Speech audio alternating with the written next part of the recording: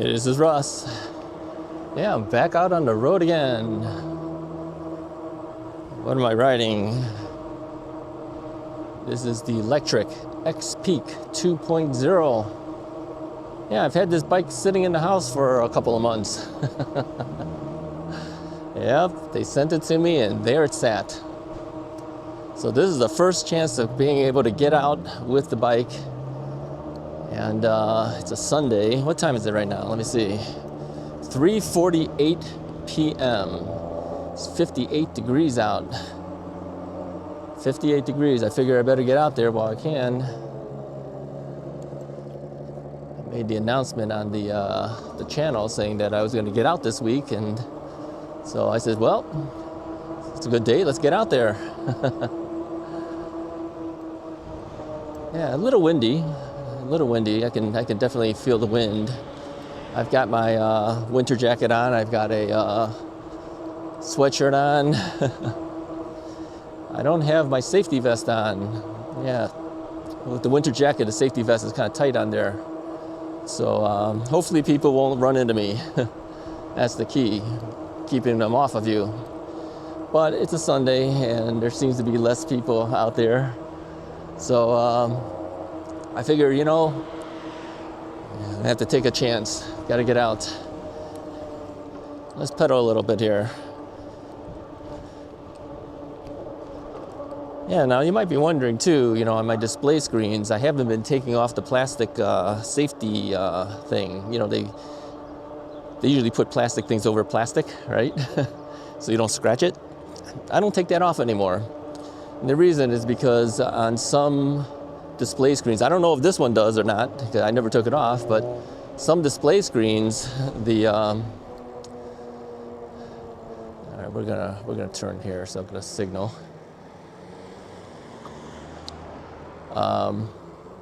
Some display screens, if you have polarized sunglasses, it's kind of hard to see. So what I had done, from suggestions of viewers of Russ's, right, is I put clear packing tape on a diagonal across the screen, and that seems to allow you to be able to see through to the screen. So just out of habit now, I just don't take off the plastic thing, because once the plastic thing is taken off, that's when you have the issue. So I just leave it. And then of course, if I ever sell the bikes, you know, it's nice and clean for the next guy who buys the bike. That's how I kind of see it. So anyway, XPeak. Now I did a review of the XPeak already, so I don't really intend to talk too much about the bike itself, but just kind of refresh you a little bit since we hadn't taken this one out yet. Now I did the review in Arizona with a whole bunch of other YouTubers, and it's set up currently right now based on the bike settings. I set it up so that if you pedal, you can hit 28 miles per hour if you want. I mean, when it comes to you, it's usually set up so that it's like 20 miles and 20 miles. So if you throttle, it's 20 miles per hour. If you pedal, it's 20 miles per hour. But I changed it so that it can go up to 28 pedaled. Throttled still stays at 20 miles per hour. And so anyway, I did the review out there, but this is the first time I'm actually able to ride the one that they gave me. Now people have said before, you know, based on the geometry of the bike, that sometimes your front foot can hit the front wheel because it's kind of closer than some of the other bikes are. I haven't had that happen yet. I think maybe when you're turning and if you're pedaling, maybe that would happen. But I have not had that happen to me. I can see why it would be. I'm looking at it. I'm just kind of sticking my foot out here to see. Yeah, I guess it could hit it. So if anything, that's the one thing that you have to be aware of if you end up getting an XPeak 2.0.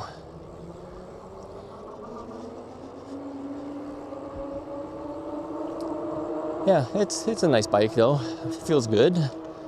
Yeah, it's nice and heavy duty, that's for sure. Built very well. it's got slime in the tires. That's something Lectric does. I went to pump up the tires to get ready for this ride, and I found that my pump, you know, I've had my pump now, it's going on 4 years. Yeah, it's kind of stripping out. Yeah. So I may have to use another pump. I have two battery powered pumps. I may have to use another one, or at least use the tube. Yeah, the tube for it, so that I can get on there. But I was having some difficulties. I was having some difficulties with the pump's tube that connects to your inner tube, right? It's kind of stripped out. The metal is kind of stripped out. I wish they used stronger metal, but it's been like 4 years I've been using it, and considering how many times I've actually pumped up the tires, I guess it's not unusual that would happen. But I don't think these guys sell stuff like that. I don't know if any company sells just the part to that. And you might have to buy a whole pump just to get the part, right? I don't know. I've been offered other pumps from a lot of companies asking me to do videos using their pump to help promote their pump, but I've turned them all down. And the only reason is because, you know, I already had 2 of them, and I had good luck with with even the first one that I bought. I bought it on Amazon, and until now, you know. But again, it's just wearing of parts. It's not the pump's fault. It's how many hundreds of times I've put that on and taken that off, and putting it on and taking it off. You know, and eventually you strip out the thread a little bit, right? That's what's happening. So it took me a while to get this thing pumped up. But I don't want to take a bike out with low air pressure, right? Because I hadn't taken this bike out at all before. It's the first time out with the bike. And so I kind of look at it and I go, oh yeah, I need a little bit of air. And sure enough, got issues with the pump. I got it to work. It took me a while.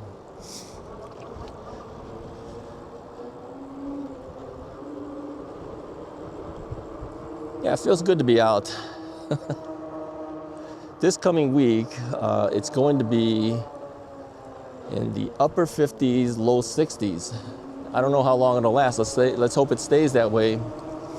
I mentioned on my More from Russ channel that I'm going to put down the pre-emergent on my grass, and also in the flower beds. So yeah, if you haven't seen that, go to the More from Russ channel, go watch that if you're interested in keeping the weeds out of your grass.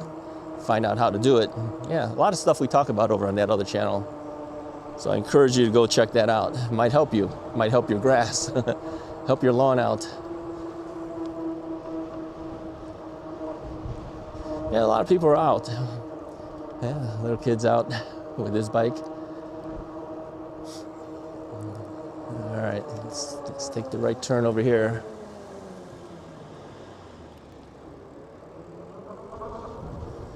Yeah, this is the way I normally go all the time, as you know. If you're new to the channel, you don't know, but you'll get to know. Many of you have said that if we were to drop you off, you'd be able to find your way around my area. You've seen it so many times. Well, hey, you know, that's where I go. So you just gotta bear with it. That's where we head.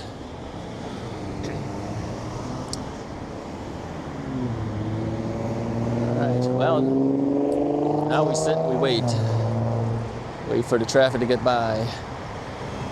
This is probably one of the busiest streets in this area, and so I don't ride this street at all. There's a section that you can go in the inner part of it, and sometimes I will ride that to get from place to place. But typically, I don't ride this cross street that's here. You know, the speed limit is 45 miles an hour, but you know people go faster than that. So I don't want to be on this type of road. People have said before, you know, riding on the street to them is a little dangerous. Yeah, it is. But if you pick and choose which streets you want to go on, it makes it a little bit safer at least. But you know, you never can tell. People get distracted while they're driving. They're looking at their phones. They don't see you. They run right into you. So One thing I mentioned on another video, it was on the other channel. I saw this guy riding his bike in the wrong direction. So I was in my car riding forward, and he was on his bike riding towards me in the same lane, right? And we don't typically do that. You got to ride with the traffic, not against the traffic. So I made a mention there. I just said, you know, what the guy really should have done is get himself a left-handed side view mirror. You know, I put a side view mirror on every bike that I have. In fact, I just ordered 4 more. Because every bike, every review bike, I put a left-handed side view mirror on there because I don't like riding a bike without it. I want to see what's coming up from behind me. And of course, it's got to be on the left side because we ride on the right side, right? So I'm always scanning. I'm always looking left and right and forward and behind me with the side view mirror. People have asked before, why don't you put one of those rear view cameras and put the monitor on there? You know, the thing is, those things, they're nice, but I'd have to shift that thing back and forth from bike to bike to bike, because as you know, I alternate bikes, unless I plan to buy a whole bunch of those and put it on every single bike. And sometimes you don't have space, like on this bike's handlebar, where would you put it? You would need to get one of those handlebar extenders and lift it way up and then add it to it. It's a little too much. Yes, it's a little too much for me. I don't want to do that.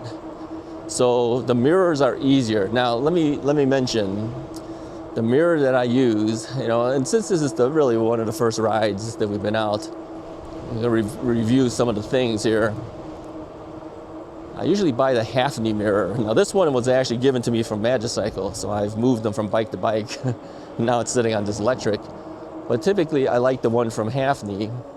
It's kind of a tear-shaped one, and you got to be careful when you buy that one, okay? Because they have a glass version and then a metal, high-polished metal version. You want the glass one.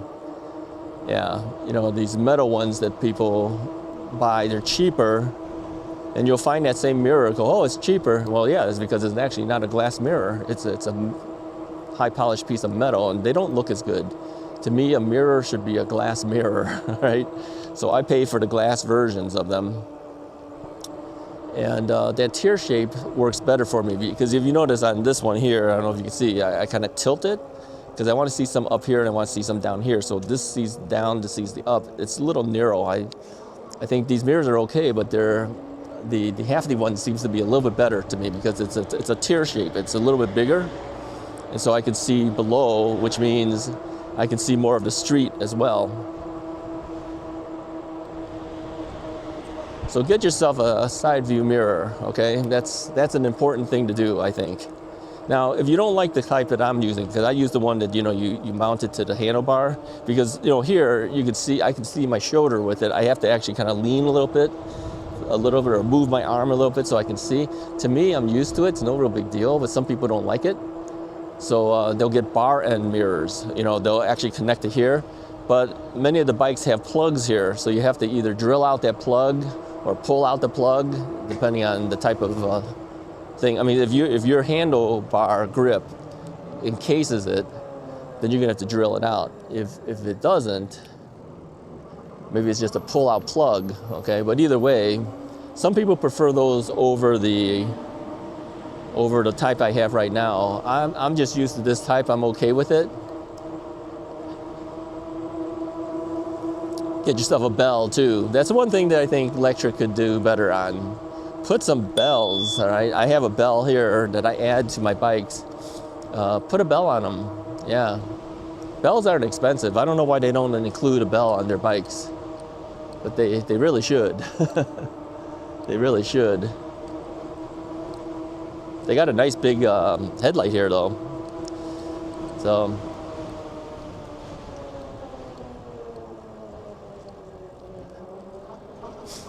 Yeah, don't make any comments about the stop signs either, okay? If you're new here, you're gonna find that I pass through most of them. What I do is I will look left and right. If there's no cars, there's no people, there's nobody around, I'll go past it. Even if there are cars, what I'll usually do is I will slow down. If the car waves me forward, I will go forward, okay? Let's go down this street. I don't know if I've ever come down this one. Check it out. Oh, somebody's building a house. Yeah, it's over on our left-hand side. I don't know if you can see it. You probably can't. Yeah. And so, yeah, we can see all over because, oh, this guy's got like, what is that? Oh, interesting. That thing looked like a golf cart, but like a big one. It had a license plate on it too. I mean, is that legal to ride around this area? I don't know. Maybe so. He's got a license plate on it. I don't think I've ever seen anyone do that. I've seen people use golf carts, but you know, you're talking like Florida or something like that, but not here in the Chicago area. I've never seen anyone do that before. So, yeah, it's nice to be out, man. Feels good. Still need the winter jacket though. It's a little bit chilly without it. Oh, here's a couple guys. I think these are e-bikes because I don't see them pedaling. Or maybe they're some other type of things. Oh yeah, okay. Those are motors. Those are gas motors on their thing. What do you call those things? Dirt bikes, right? Two guys on dirt bikes. Now, I don't know whether you can legally ride a dirt bike on the street around here. I think those have to be on trails, but you know what, I'm not gonna say anything. Let them have some fun for now. All right. So yeah, what I'll do is I'll slow down at stop sign. Nobody's around, I'm going. All right, that's the way it is. Alrighty, let's see, where are we going here? All right, let's go this way. Head back to where we were. Now, one thing I did notice, I feel that my seat post is dropping down on me. There's a suspension seat post on here. And I think what I need to do, I need to raise it a little higher because, you know, once you sit on it, it compresses, right? So I feel like I'm a little lower than I should be. I need to pull off somewhere to do that. We'll find a spot where we're not interfering with anybody.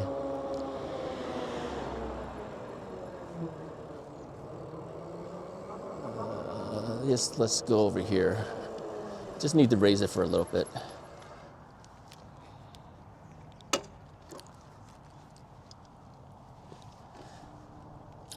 Yeah, let me just pull it up a bit here.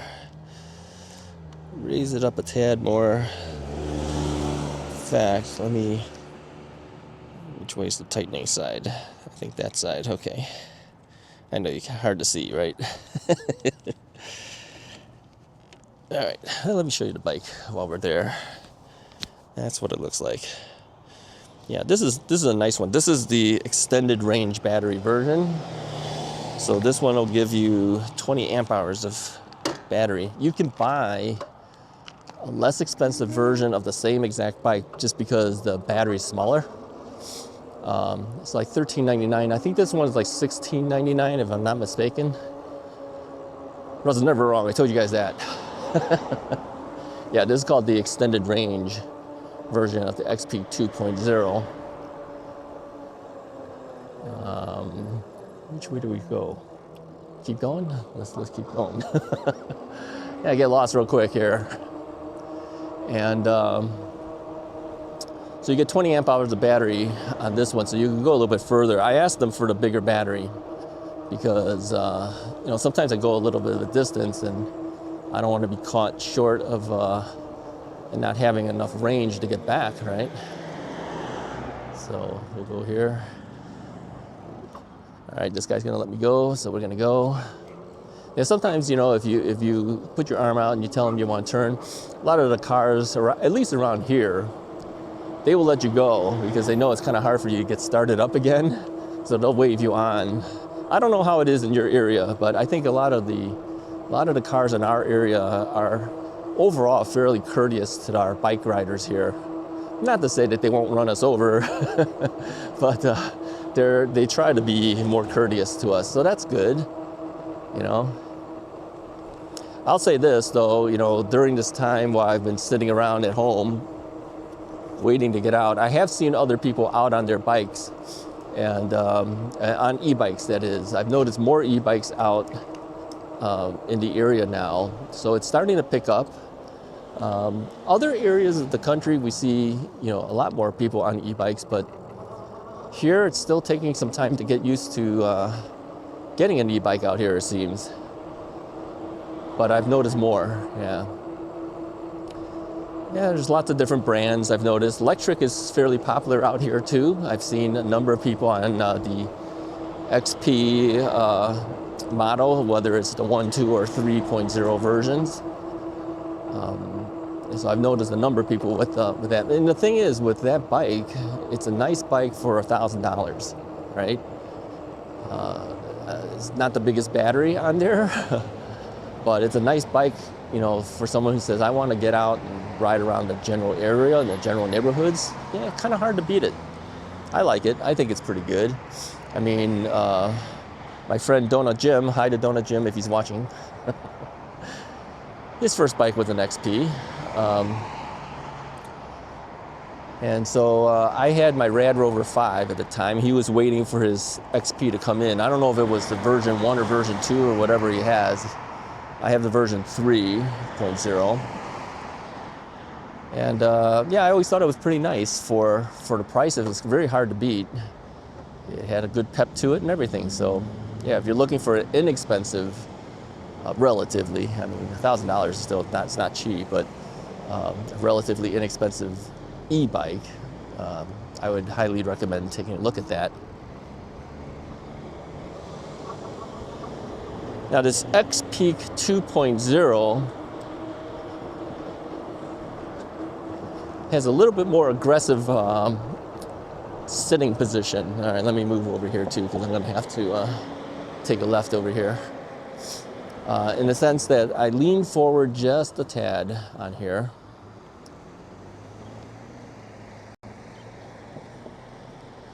I lean forward just a little bit. Some bikes, you know, you're a little bit more upright. This one I'm upright now. I remember when I was riding the bike out in Arizona, I felt like I was leaning forward a little too much. But no, this one seems to be okay. I think if I had a handlebar stem a little higher up, it might be a little bit better for me. But it's not bad. It's not real bad. You know, some bikes you really lean forward. This one you lean a little bit forward, but not too much. It's fine, yeah. You know what the nice part is? Let's hit the suspension here. Oh yeah, suspension is good. You know, front fork is really nice. It's got a very expensive front fork. In fact, which way am I going here? Oh, we got to turn here. It's got a very expensive front fork. I think the front fork, but I looked it up on the internet. I think it's close to $400 just for the front fork. You don't usually find that on bikes, especially bikes in this price range. So it feels really good. Now, an interesting thing is, I was looking at the bikes that are in the house currently, and how many of them are 4-inch fat tires and how many of them are thinner commuter style bikes. I have more commuter style bikes, I think, in the house now than I do 4-inch fat tire bikes. Yeah. And if they're not the small commuter style bikes, they're somewhere in between at least. Yeah, I think last year and even this year is the year of commuter style bikes. Now there's another bike that I have to do a review for. I'm going to probably do that this week, but I wanted to take out this bike because it's been sitting too long. It's been neglected the entire winter months. Even though we have the bike, I couldn't take it out with me. I have one more too from Lectric I'm going to take out. I'm going to have to charge up the batteries on that. I've been waiting a little bit to charge some of these up because, you know, if I'm not heading out, I don't want to charge them up yet. Somebody took down the fake Banksy image on the side of that wall, that tunnel we just went through. Last year, somebody put an image up there that made it look like Banksy had painted something on the wall. They took it down. Too bad. I don't see how it hurts anybody, but hey, you know, I guess if the city didn't put it up there, they don't want it up there, right? So anyway, a lot of my bikes are not charged up. over the winter, and I think I'm gonna have to slowly start charging them up as we go. So whatever bike I'm planning to take out, I gotta charge up those batteries the day before, get them all ready to ride, make sure there's air in the tire. I didn't think about that. I was gonna take this bike out right away, and nope, had to wait until the tires were pumped up. Air in the tire, check everything over, and then get yourself out and get ready to ride. Same thing for you guys. As you're out there, highly suggest that you double check everything before you take it out. Make sure everything's nice and tight and nothing's loosened up. Make sure your batteries are back up to the full mark, so you can get as much range as you can out of them. You don't want to be caught somewhere without battery. What's going on here? Oh, this guy's waiting for somebody to pull out or something. I also made the determination that I will not ride these trails in my area with any of the big fat tire bikes anymore. I said that last time. Yeah, you know what happens is people will make comments because they see a big tire on the bike. They think it's like a motorcycle coming down their path, and then they'll say things. So these bikes will be on the street for me in my area. I'll take the commuter style bikes on the trails, you know, the paths, bike paths, or in the forest preserve. You know, a commuter style bike, they're not going to say anything because it looks like a regular bike. You know, it doesn't look any different. In fact, nowadays a lot of the bikes have batteries integrated into the down tubes. You know, unless you're really looking for it, a lot of times you can't even tell it's an e-bike. I can tell. I mean, what I do is I look to see if there's a hub motor there, and if there's no hub motor, then I look at the middle to see if it's a hub mid-drive. But I know what I'm looking for, but the average person doesn't.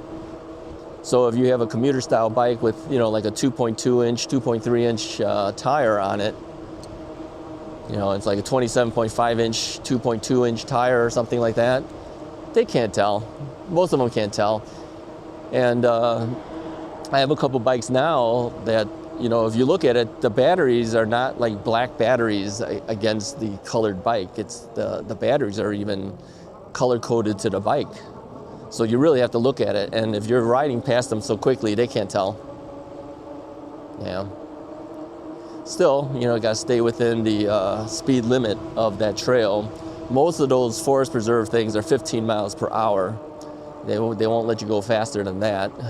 They're very easy to pass 15 miles an hour though. You know, you'll pop between 15 and 20 really, realistically, you know. Can't be exactly at 15. It's okay. Nobody's got a radar gun on you. They can't tell. Yeah, can you tell the difference between 16 or 17 miles an hour versus 15? I don't think you can. I don't think anyone's gonna really notice it. All right. Russ, you didn't stop. Yeah, I know. But I slowed down, okay?